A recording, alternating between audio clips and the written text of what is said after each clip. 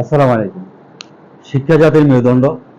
যে জাতি যত শিক্ষিত, সে জাতি তত উন্নত। শিক্ষিত ছাড়া এই গোটা দুনিয়াটাই আসলে অন্ধকার।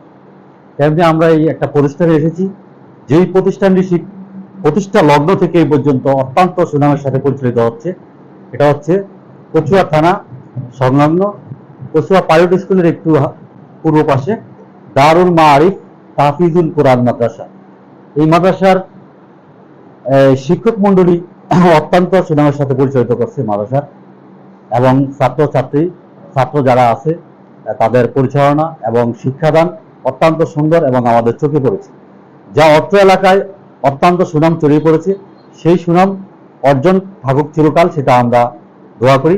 আর এই উদ্বোধনী অনুষ্ঠানটা প্রদান করবেন আল্লামা আশিক আলাই সাহেব।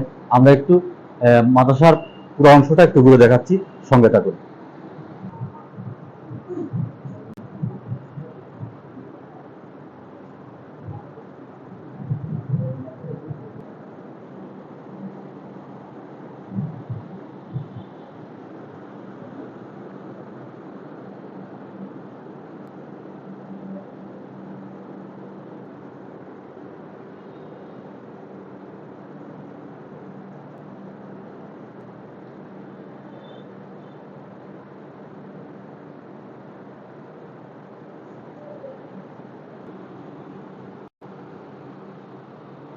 মাদ্রাসার পরিবেশটা আসলে চোখে পড়ার মতো।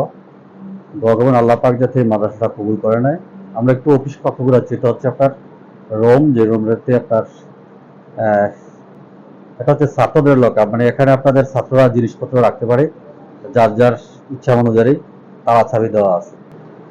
এটা হচ্ছে ক্লাসের যে একটা কন্ট্রোল রুম থাকে, সেটা আপনার পরিবেশ সম্মত, মাশাআল্লাহ খুব সুন্দর।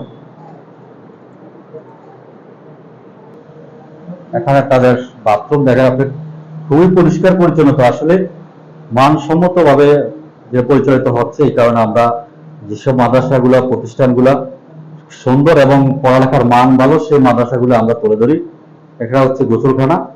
আমি সবকিছু তুলে ধরার চেষ্টা করছি, আপনারা একটু সঙ্গে থাকুন।